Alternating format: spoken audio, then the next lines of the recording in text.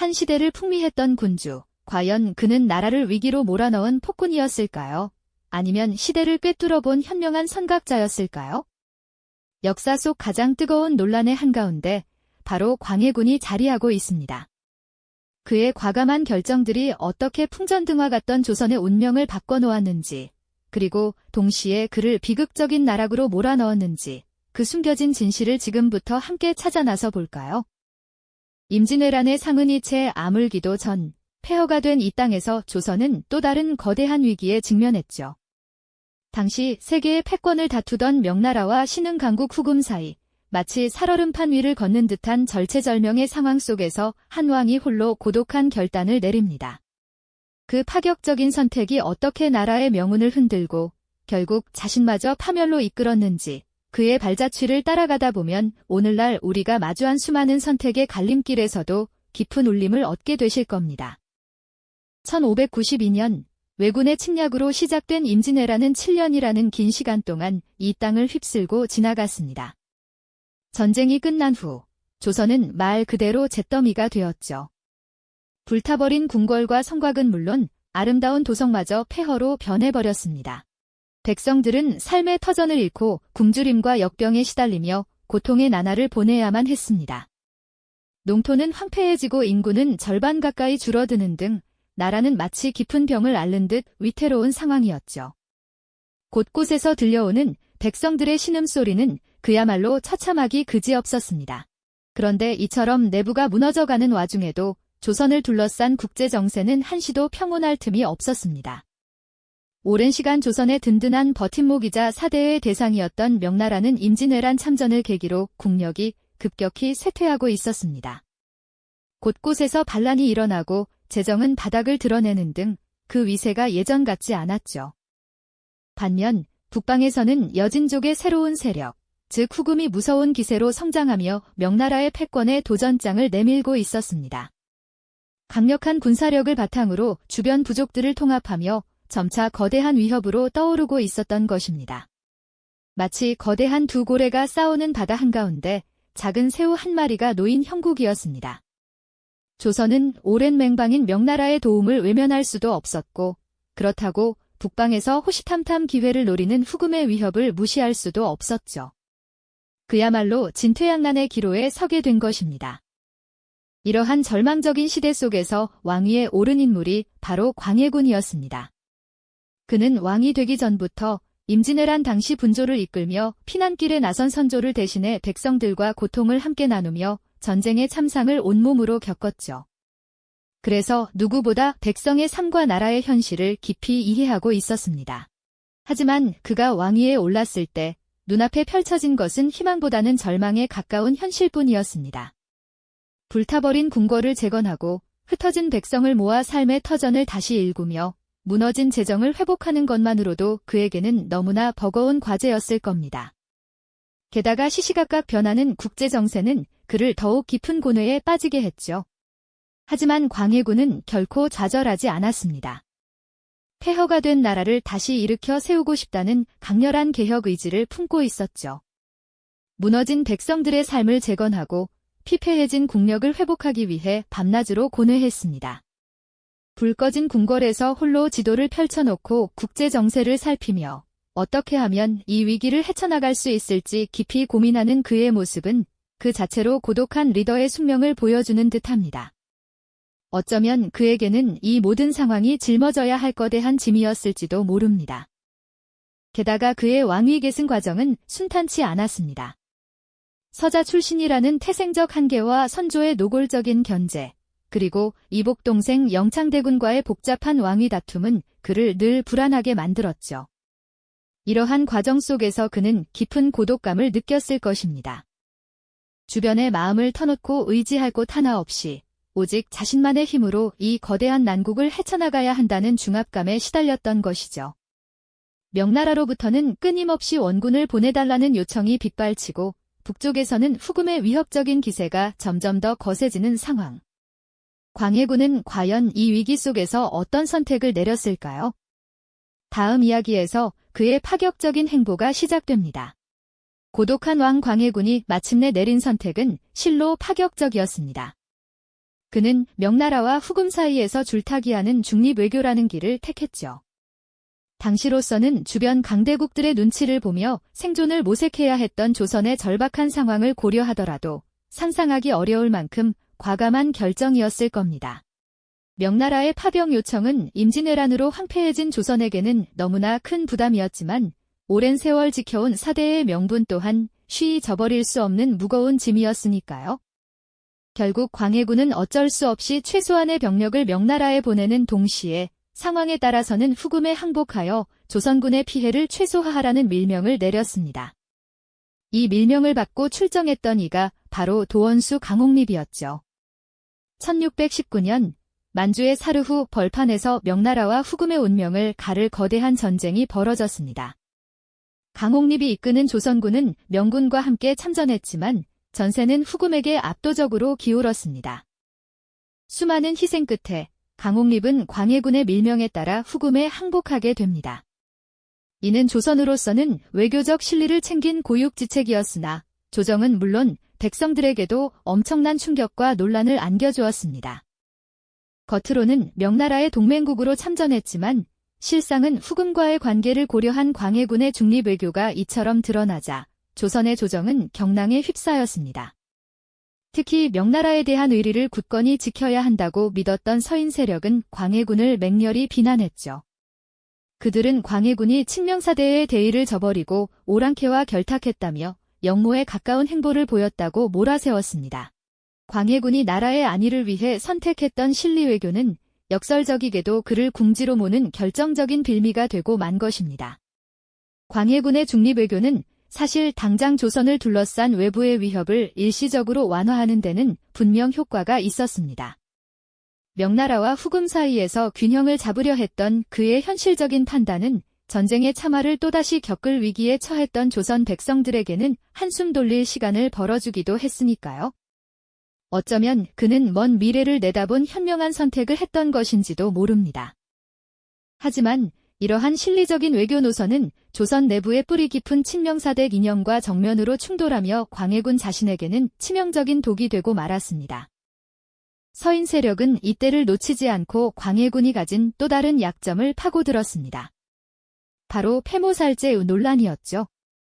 그들은 광해군이 선조의 계비이자 영창대군의 어머니인 인목대비를 서궁에 유폐하고 어린 영창대군을 죽음에 이르게 한 폐륜을 저질렀다는 점을 집중적으로 부각했습니다.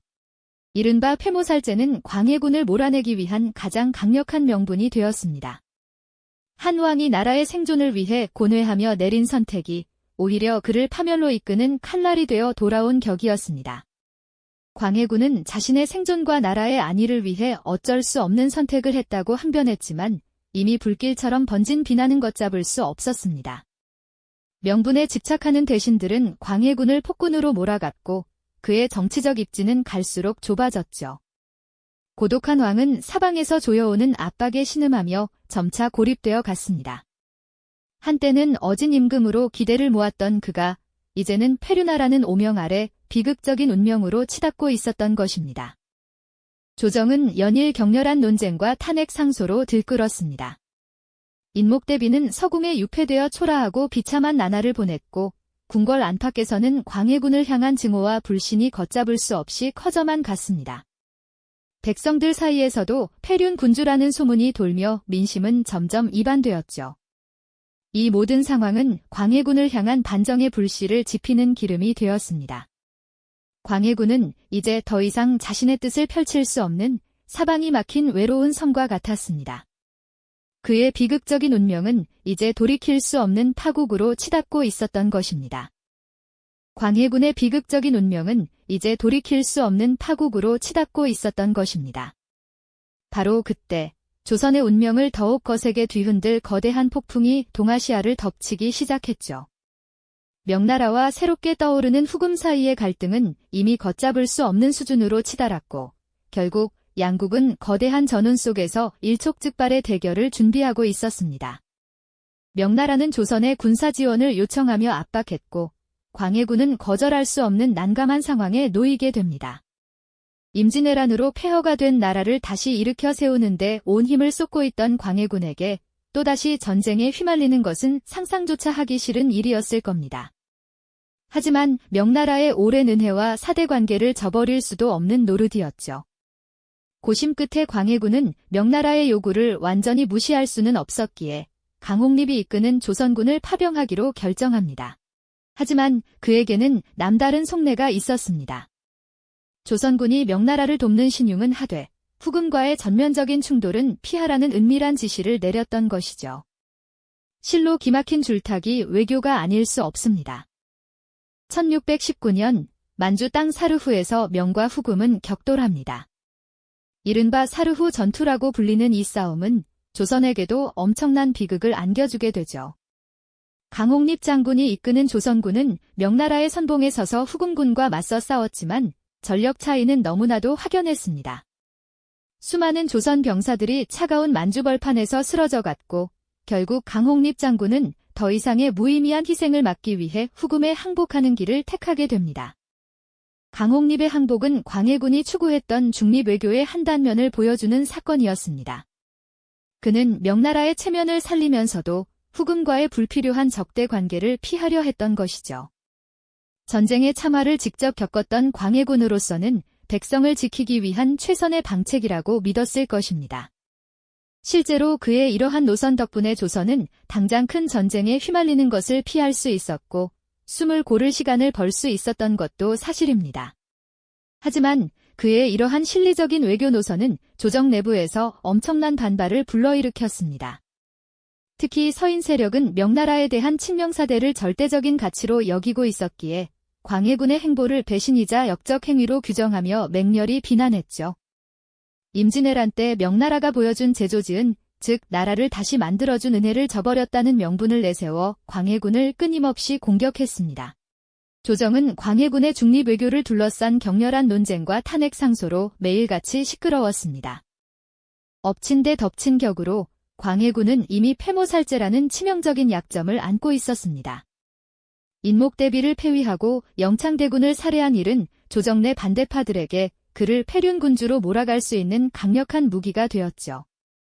그들은 광해군의 중립외교를 명나라를 배신한 행위로 규정하고 패모살제와 연결지어 하늘의 도리를 저버린 폭군이라는 이미지를 덧씌웠습니다. 백성들 사이에서도 광해군을 향한 불신과 비난의 목소리가 점차 커져갔습니다. 이처럼 광해군의 실리외교는 외부의 위협을 일시적으로 완화하는 데는 성공했을지 몰라도 내부적으로는 그를 향한 반정의 불씨를 더욱 활활 타오르게 하는 기름이 되고 말았습니다. 명나라와의 의리를 저버렸다는 비난, 그리고 어머니와 동생을 죽였다는 패륜적인 오명은 광해군의 모든 정책적 정당성을 갉아먹는 도구로 작용했습니다. 그는 이제 사방이 적으로 둘러싸인 외로운 섬과 같았죠. 조정은 혼란의 극치였고 광해군은 점점 더 고립되어 궁지에 몰리는 형국이었습니다. 인조반정의 어둡고 혼란스러운 밤이 서서히 다가오고 있었던 것입니다. 그의 비극적인 운명은 이미 정해진 수순처럼 느껴졌습니다. 광해군을 향한 비난의 목소리가 백성들 사이에서도 점차 커져갔습니다. 이처럼 실리외교는 외부의 위협을 일시적으로 잠재우는 데는 성공했을지 몰라도 내부적으로는 그를 향한 반정의 불씨를 더욱 활활 타오르게 하는 기름이 되고 말았죠. 명나라와의 의리를 저버렸다는 비난, 그리고 패모살제라는 패륜적인 오명은 광해군의 모든 정책적 정당성을 갉아먹는 도구로 작용했습니다. 그는 이제 사방이 적으로 둘러싸인 외로운 섬과 같았죠. 조정은 혼란의 극치였고 광해군은 점점 더 고립되어 궁지에 몰리는 형국이었습니다. 인조반정의 어둡고 혼란스러운 밤이 서서히 다가오고 있었던 것입니다. 그의 비극적인 운명은 이미 정해진 수순처럼 느껴졌죠. 결국 1623년 서인 세력이 일으킨 인조반정으로 광해군은 왕위에서 끌어내려지고 말았습니다. 한때 조선의 운명을 짊어졌던 그는 하루아침에 폐위된 군주로 전락하여 강화도로, 다시 제주도로 유배되는 비참한 신세가 되었습니다. 화려했던 궁궐은 텅 비어 정막만이 흐르고 오랫동안 나라의 안위를 위해 고뇌했던 왕은 초라한 모습으로 외딴 섬에 갇혀 쓸쓸한 말년을 보내야 했죠. 그의 중립외교가 외부의 거대한 위협으로부터 조선을 지키는 데는 일시적으로 성공했지만 역설적이게도 그를 왕좌에서 끌어내리는 결정적인 명분을 제공하고 말았던 것입니다. 생존을 위한 현명한 선택이 오히려 자신을 파멸로 이끈 아이러니, 참으로 비극적인 역사의 한 장면이 아닐 수 없습니다. 광해군은 시대를 앞서가는 통찰력으로 급변하는 국제 정세를 꿰뚫어 보았지만 그 통찰력을 현실 정치에 구현하기 위한 대가는 너무나 가혹했습니다. 그의 몰락은 단순히 한 왕의 비극을 넘어 변화를 수용하지 못하는 시대의 한계와 인간적인 나약함, 그리고 정치적 이합집산이 빚어낸 역설적인 드라마라고 할 수 있을 겁니다. 옳다고 믿었던 길이 결국 자신을 벼랑 끝으로 내몰았던 거죠. 그렇다면 광해군의 중립외교는 과연 실패한 정책이었을까요? 후대의 역사가들은 그의 선택이 가져온 장기적인 영향에 대해 끊임없이 논하고 있습니다. 만약 광해군이 친명배금의 명분론에 갇혀 있었다면 조선은 임진왜란 직후 또다시 명과 후금 사이의 대규모 전쟁에 휘말려 더 큰 파국을 맞았을지도 모른다는 분석도 있죠. 실제로 광해군 이후 인조반정 세력은 친명배금 정책으로 회귀했고 이는 결국 정묘호란과 병자호란이라는 두 차례의 참혹한 전쟁으로 이어져 조선은 더욱 깊은 수렁에 빠지고 말았습니다. 이 비극적인 결말은 광해군의 중립외교가 단순한 외교적 선택을 넘어 국가의 존망을 가르는 중대한 결단이었음을 역설적으로 증명하는 것이 아닐까요? 광해군이 남긴 질문은 비단 과거에만 머무르지 않습니다. 급변하는 국제 정세 속에서 국가의 생존을 위해 고뇌하고 대의와 현실 사이에서 끊임없이 선택해야 하는 리더의 숙명은 시대를 초월하여 오늘날에도 유효합니다. 변화를 거부하고 낡은 명분에만 갇혀 있으면 어떤 대가를 치르게 되는지 그의 비극적인 삶은 우리에게 깊은 통찰을 제공합니다. 오늘날 우리가 마주한 복잡한 문제들 속에서 어떤 선택을 해야 할지, 그리고 그 선택의 무게가 얼마나 무거운지 다시금 생각하게 하는 것이죠. 광해군이라는 비운의 군주가 던진 질문은 현재에도 여전히 유효합니다. 그의 중립외교가 비록 비극적인 결말로 끝났지만 만약 조선이 그의 뜻을 따랐다면 역사는 어떻게 달라졌을까요? 그리고 그의 몰락이 조선에 가져온 또 다른 비극은 무엇이었을까요? 이 모든 물음들은 우리에게 깊은 여운을 남기며 광해군의 선택이 남긴 교훈을 끊임없이 탐색하게 합니다. 이 영상이 도움이 되셨다면 좋아요와 구독 부탁드립니다. 여러분의 응원이 제게 큰 힘이 됩니다. 다음 영상에서도 더 유용한 정보를 공유하겠습니다. 감사합니다.